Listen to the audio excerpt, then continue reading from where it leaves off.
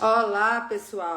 Então vamos lá, pessoal. Capítulo 3, prevenção ou atraso no diagnóstico do diabetes tipo 2. E o que este capítulo nos diz desde um primeiro momento? Nós, educadores em diabetes, temos um papel fundamental nesse tópico. Embora seja um capítulo curto, não é menos importante. E a Ada abre, este capítulo dizendo exatamente o seguinte: monitorar o desenvolvimento, a caminhada, a estrada, a história do diabetes tipo 2 nos pacientes que têm pré-diabetes é fundamental para que a gente possa, pelo menos uma vez por ano, estar não só em contato com essas pessoas, como ter a possibilidade, como equipe de saúde, de modificar esta evolução, ou pelo menos atrasar esta evolução com base na avaliação do risco-benefício. Embora o nível de evidência seja um nível de evidência baseado nas diretrizes, no consenso de especialistas, a gente sabe que é hoje o que nós fazemos na nossa prática. E importantíssimo, uma recomendação que toda a equipe de saúde consiga alinhar, detectar esta parcela importantíssima da população que está em risco de desenvolver o diabetes. E aí, na prática, o que a gente vê e que torna talvez o futuro desses pacientes, digamos assim, nebuloso, passando na mão dos profissionais de saúde, que a maioria dos profissionais muitas vezes não sabem os números corretos, nós já falamos sobre eles, e deixam passar aquele paciente na sua frente, no seu atendimento, com um diagnóstico claro de pré-diabetes e que não vai receber uma intervenção muitas vezes adequada nos seus próximos anos. E quando a pessoa não tem clareza vindo do profissional de saúde, o que a gente precisa entender? Muitos só vão aparecer no nosso consultório novamente já com o diagnóstico de diabetes e muitas vezes em franca descompensação. Então, ter isto em mente no nosso dia a dia é muito importante. O que a Associação Americana de Diabetes, e que a brasileira também segue, obviamente, recomenda? Screening para os pacientes em risco de pré-diabetes e diabetes. Não é só para o risco de diabetes, é para aqueles que podem trilhar aquela caminhada que você, profissional de saúde, pode ajudar a até encerrar, não é? Então, qual é a recomendação? Testar os pacientes de alto risco para pré-diabetes é justificado, porque essa avaliação, ela é segura, ela é razoável em custo e existe um tempo grande de evolução entre os fatores de risco e o diagnóstico do pré-diabetes. E quando a gente lembra que os estudos nos mostram que o tempo médio de atraso de diagnóstico gira em torno de 6 a 8 anos, a gente se pergunta: onde estamos na atuação profissional, no evitar ou no atrasar a evolução desses pacientes para o diabetes? Porque é muito tempo para que a gente possa intervir, para que a gente possa educar o paciente, para que a gente possa repetir isso diversas e diversas vezes. E nesse tempo, os estudos também já nos mostram há algum tempo, né, que estas intervenções, por mais que elas não sejam aí muito fáceis, né, como tomar apenas um comprimido, elas são eficazes em reduzir o risco desses pacientes já de evoluir para o pré, ou se tiver no pré, já, né, de prevenir esta evolução para o diabetes tipo 2. E é claro, né, que todos nós, profissionais de saúde, já estamos aí muito alinhados, né, com a fala, o discurso do que é necessário. Talvez a gente não tenha ainda aquela plena convicção de como trabalhar essa mudança de comportamento, já que dentro do diabetes, talvez essa seja a maior das nossas dificuldades. Então, quando a gente está falando de prevenção do diabetes tipo 2, dos estudos que nós vamos comentar aqui, com números que dão clareza para que a gente possa discutir isso no consultório com os nossos pacientes, é claro que nós estamos falando de prevenção de diabetes tipo 2, de controle de peso, né, de uma adequação a um padrão alimentar que esteja de acordo com as preferências desse paciente e, obviamente, os exercícios físicos, né? Por isto, e tão importante quanto trabalharmos a questão do sobrepeso, da obesidade e do sedentarismo com todos os nossos pacientes, gente, ele precisa fazer parte das nossas consultas, principalmente da consulta do não especialista, que vê, né, a equipe muitas vezes vê esses pacientes com muito mais frequência do que a gente. Então, o que a ADA recomenda como nível A de evidência? A mudança, obviamente, né, trabalhar a mudança do estilo de vida. E o que ela diz? Encaminhe adultos com sobrepeso e obesidade com alto risco de diabetes tipo 2 para um programa intensivo de mudança do comportamento, né, e do estilo de vida, consistente, né, com os dados do DPP, que é o Diabetes Prevention Program, que mostrou que nós conseguindo alcançar uma perda e manutenção de 7% do peso corporal inicial e aumentando a atividade física de intensidade moderada, que é compatível com a caminhada rápida, por pelo menos 150 minutos, é capaz de reduzir, né, de evitar esta progressão ou atrasar muito.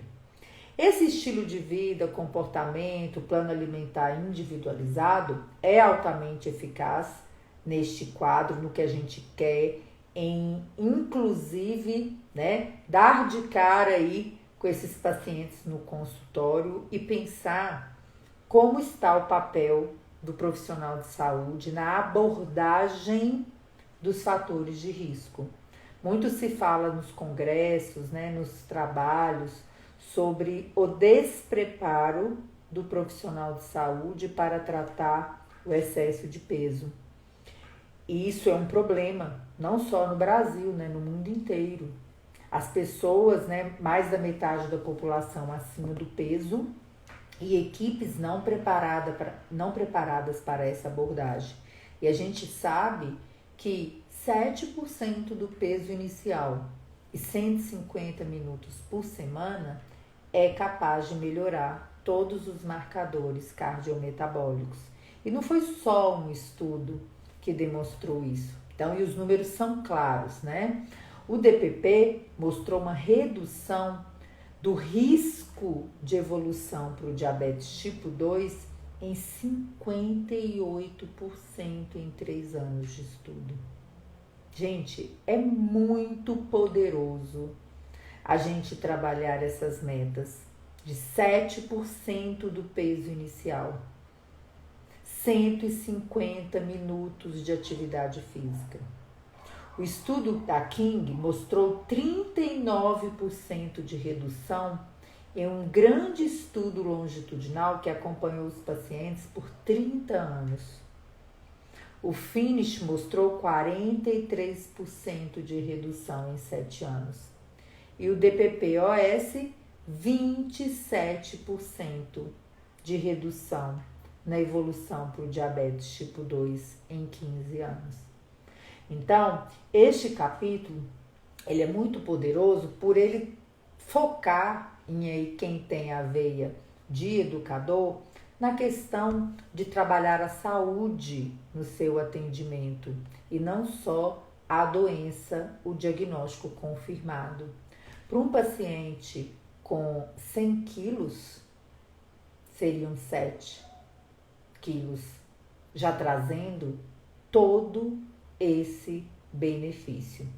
Então, quando a gente fala, né, principalmente do DPP, que é o estudo aí mais comentado, mais repetido nos consultórios, e que vocês precisam gravar esse número para educar os pacientes, né? Eu acho que isso é uma grande diferença no nosso comportamento, no nosso reduzir 7% do peso e fazer 150 minutos de atividade física por semana, né? Lembrando, correspondente à intensidade aí de pelo menos uma caminhada rápido, né? Dar uma cansadinha.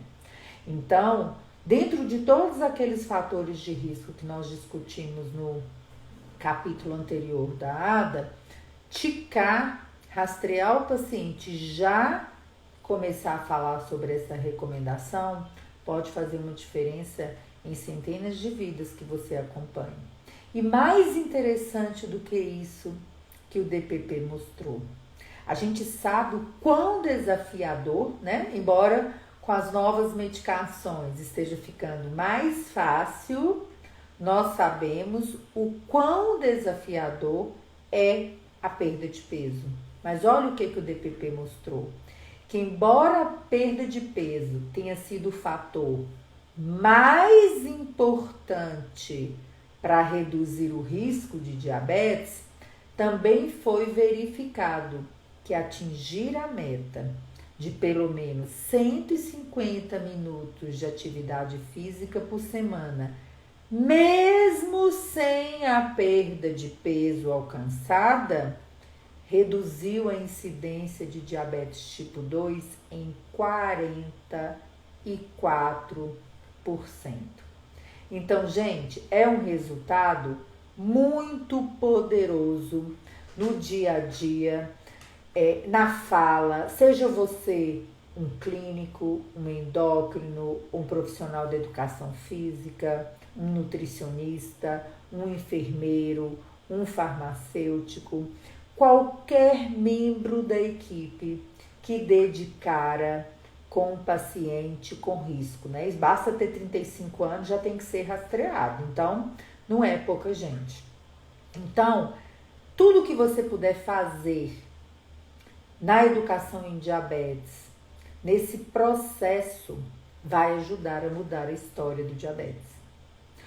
Os dados que a gente já apresentou aqui, né, não só do aumento da prevalência, da incidência do diabetes tipo 2, responsável por 90% dos diagnósticos, mas a mortalidade cardiovascular, todo esse risco associado, ele vale a divulgação desses dados, ele vale a fala, ele vale o escrever no receituário, ele vale o repetir nos programas de educação, já que a parcela está enorme e o número, né, de crianças e adolescentes também, aí seguindo esta linha de aumento do risco do diabetes tipo 2, está gritando aí, né, nos nossos ouvidos. Em relação à nutrição, que nós ainda teremos capítulos que discutirão mais profundamente a questão dos cuidados e da nutrição, tanto para o diabetes quanto para a prevenção, a ADA hoje ela aborda melhor os padrões alimentares, né? Então isso é uma coisa legal. Mas um nível de evidência B em relação à nutrição deixa para a gente uma clareza muito importante. Olha a recomendação da ADA. Embora existam padrões alimentares diversos, toda esta variedade pode ser considerada no tratamento para prevenir o diabetes em indivíduos com pré-diabetes ou em risco, né? Então, dentro do que a ciência já recomenda, né, longe de qualquer tipo de restrição, de terrorismo nutricional ou de rasgar, né, a ciência ou o seu diploma, utilizarmos, darmos acesso, discutirmos essas estratégias, principalmente para o controle de peso com os nossos pacientes, é fundamental, né? Então, depois que a gente aborda isso tudo, né, a mudança do estilo de vida, 7%, 150 minutos por semana, aí a ADA, né, que este ano, com muita clareza, fez esta atualização, colocando como nível de evidência A uma dúvida muito frequente dos colegas. Usa ou não usa medicação com o objetivo de prevenir ou retardar o diagnóstico do diabetes tipo 2. Aí eu vou fazer um pequeno porém antes disso. Por quê? O que a gente tem de bem estabelecido e o que está na diretriz da ABA? Intervenção farmacológica nível A de evidência, né? Ou seja, estudos randomizados e controlados. A metformina para prevenção do diabetes tipo 2 deve ser considerada em adultos com pré-diabetes, especialmente aqueles de 25 a 59 anos, com IMC maior ou igual a 35 e com a glicemia plasmática de jejum mais alta, né, não normal, mais alta, que eles colocam como acima de 110, e uma hemoglobina glicada mais alta, definidora do alto risco de evolução, que é a hemoglobina glicada acima de 6%, e naquelas mulheres com diagnóstico, né, com história de diabetes gestacional. Então, esta é a recomendação. Porém, contudo, o que a gente vê e que eles citam também nas diretrizes e na atualização?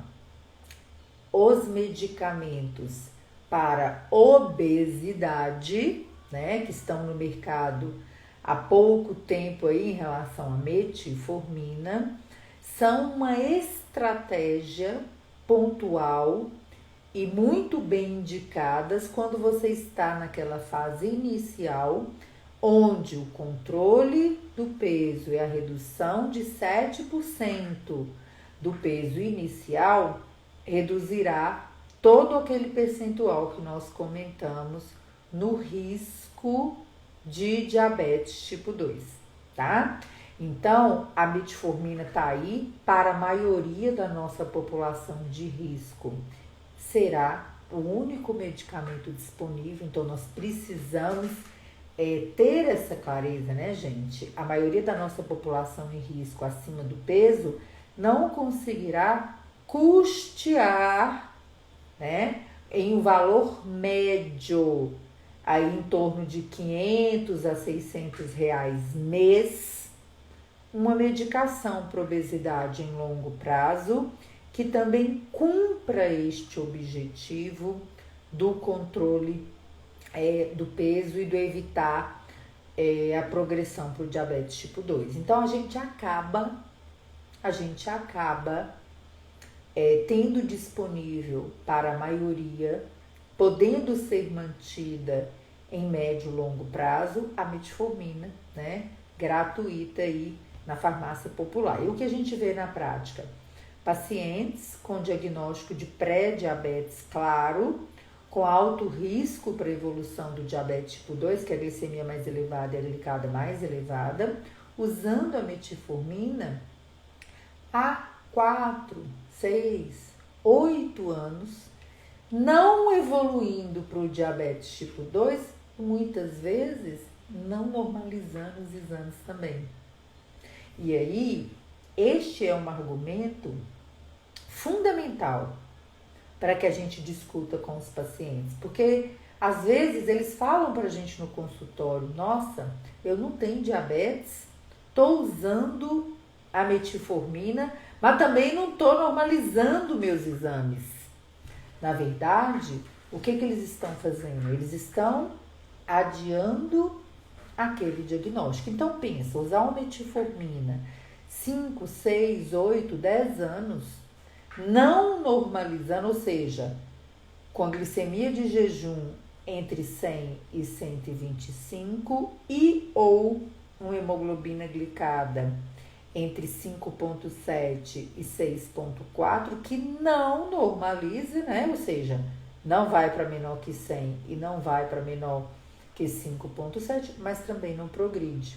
E o que a gente vê muito na prática? Pacientes com hemoglobina glicada pré-diabetes, glicada de 6,1, 6,2, 6,3, que com a metformina e a jornada, né, a tentativa dessa mudança do comportamento, do estilo de vida, conseguem alcançar exames que os colocam na faixa de menor risco para evolução. Ou seja, às vezes até normaliza as glicemias de jejum, mas consegue uma hemoglobina glicada entre 5,7% e 6%, que já é, na verdade, uma grande conquista.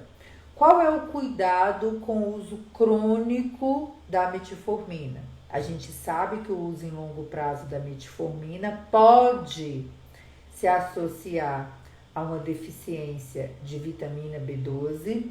Então, nesses pacientes com usos crônicos, é importante que periodicamente a gente faça aí a dosagem da vitamina B12, principalmente naqueles pacientes, né, que já têm anemia ou que tem uma neuropatia periférica, né, que pode ser aí agravada com o quadro de deficiência de vitamina B12. E isso é um nível B de evidência pela ADA. E por fim, e não menos importante nesse capítulo, que é curtinho, a gente já tem sim, gente, é verdade, estudos mostrando que pessoas com pré-diabetes frequentemente têm outros fatores de risco cardiovascular, né? Aumento desses fatores de risco cardiovascular, incluindo aí, né, gente, a hipertensão, muito relacionada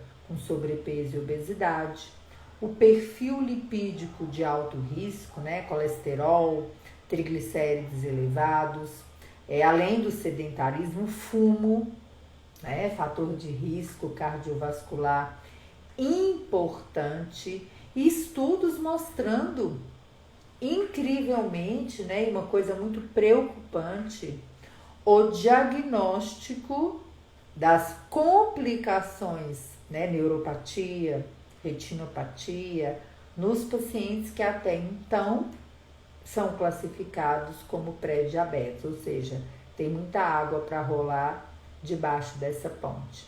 Então, qual é a recomendação da Associação Americana de Diabetes, também aí, né, seguida pela Sociedade Brasileira de Diabetes, que por estar relacionado com aumento do risco cardiovascular e, portanto, relacionado com aumento da mortalidade, é feita a sugestão de triagem e tratamento dos fatores de risco modificáveis para as doenças cardiovasculares, e isso é um nível de evidência B. Então, este capítulo, embora seja aí curtinho, né, mas não menos importante, ele traz pra gente todo esse olhar de educador, toda este papel que nós, com pequenas estratégias, né, com a fala direcionada para o risco, com o cuidado com essa população que está tão acima do peso, que a gente precisa ter e se diferenciar no dia a dia, não só do nosso consultório, mas também de todos os nossos ambientes como profissionais de saúde, né? Para nós profissionais de saúde que estamos aí no meio, né, com vários outros profissionais de saúde, inclusive quem está em consultório, né, os acompanhantes, as secretárias, os seus colegas de trabalho no seu dia a dia. Será que nesses locais esse risco também está sendo trabalhado? Então você que quer ser uma referência em diabetes precisa pensar com outro olhar, o olhar da prevenção do diabetes tipo 2, que é o que a gente tem, né, gente, no momento. É a prevenção do diabetes tipo 2 e quiçá daqui a alguns anos, daqui a algumas décadas, a gente possa estar falando também de um retardo ou um atraso no diagnóstico do diabetes tipo 2. Tchauzinho pra vocês, gente.